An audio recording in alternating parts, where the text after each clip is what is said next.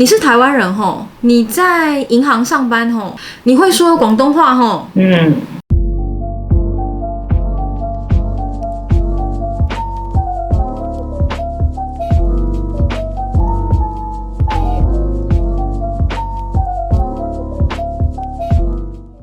嗨，大家好，我是 Miss Lin from 台湾，我是林老师。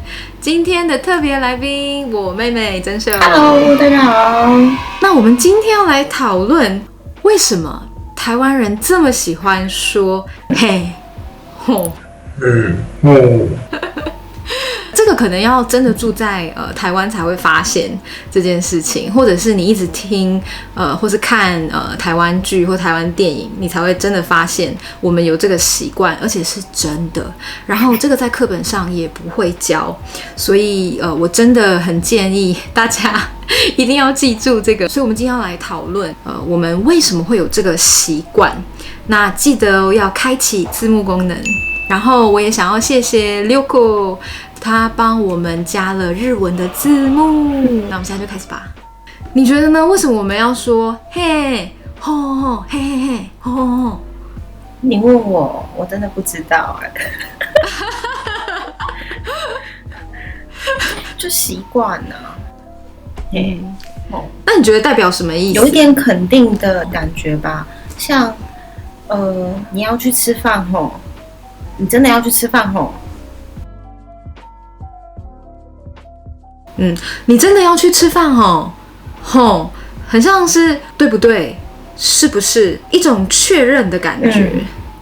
比方说现在香港现在10点半吼。对啊，是啊，对，所以我确认就在字尾加吼。你是台湾人吼？你在银行上班吼？你来香港很久了吼？你会说广东话吼？对，就是一直吼吼吼吼吼这样子，就是一个确认的感觉。而且你想想看，你不用一直说是不是对不对，是不是对不对，有的时候有点烦，所以你可以就是说吼就可以了。其实嘿跟吼真的是差不多，还蛮像的。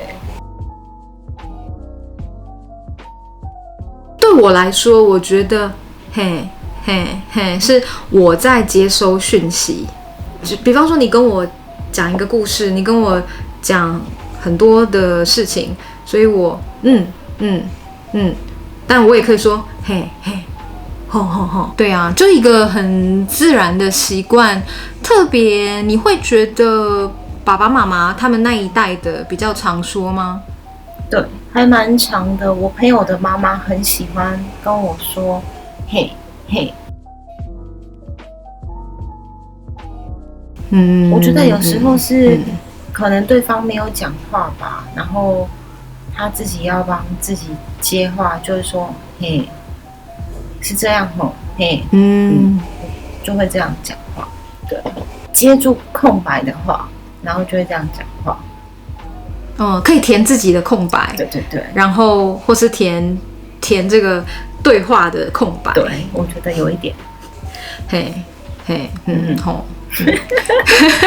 我们这一集的字幕就不停的嘿嘿吼吼嘿嘿吼吼，对，还蛮好玩的。对啊，这真的很特别，所以我觉得当一个学生问我这个问题的时候，应该就代表他对台湾的文化有一定程度的认识。对，真的很厉害。你的香港朋友他们有发现这一点吗？没有，有，我有1、2个会比较少的，他会觉得说会很听，为什么你们那么喜欢加吼这个字？吼是什么意思啊？对，然后他们会特地，因为这样他们会特地去看什么片的时候，他们就会去抓这个人后面会不会讲一个吼。然后对，讲到这个，我的大学老师上课，他很喜欢加吼，他喜欢每一个句讲完东西都会吼吼。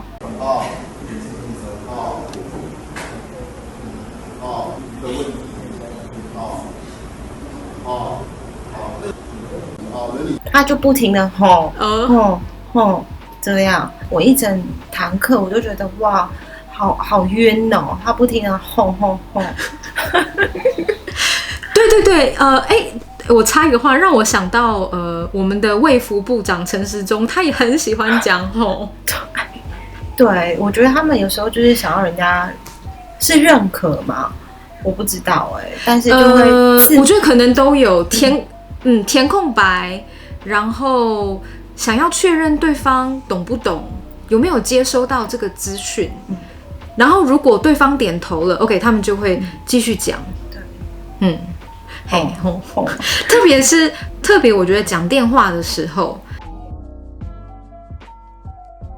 讲电话没有办法看到对方，所以除了说好好是，也可以说嘿嘿，换一下。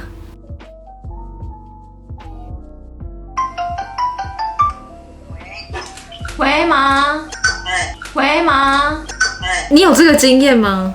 是有啊，因为其实我的工作常常需要打回去给台湾，然后有一些比较真的是有年纪的人，我跟他们讲话的时候，他们要求他们要该怎么做的时候，他们会回我嘿嘿嘿，这样啊，对啊，对，因为他们在接收你的资讯，然后在听懂中，对，这个嘿吼的习惯可能也是从台语闽南话而来的。这个一定有这个成分在，所以其实我觉得，如果外国人真的很喜欢台湾的话，你可以不妨在你的讲话之中最后加一个吼，我觉得还蛮有台湾味的。因为我的香港朋友很亲切，对，我的香港朋友会这样学。对啊，而且很好用啊！你想要确认一件事情，那你就加吼就好了。对，比方说，你想要确认你跟朋友约的时间，你在想说，Are we going to meet up at 7? 7点吼就可以了，对不对？对。我跟你，我们两个其实就常常用。我还好，对不对？真的吗？可是我都会耶。像我跟你想要如果确认，你也会吧？要上你所以这是老人的说法，那你刚才鼓励人家用。比较台湾味。那今天的 Culture Talk 就到这里。如果大家想要建议我们聊一些话题的话，也欢迎在下面留言跟我们分享。然后我们希望就下个影片见喽，拜拜。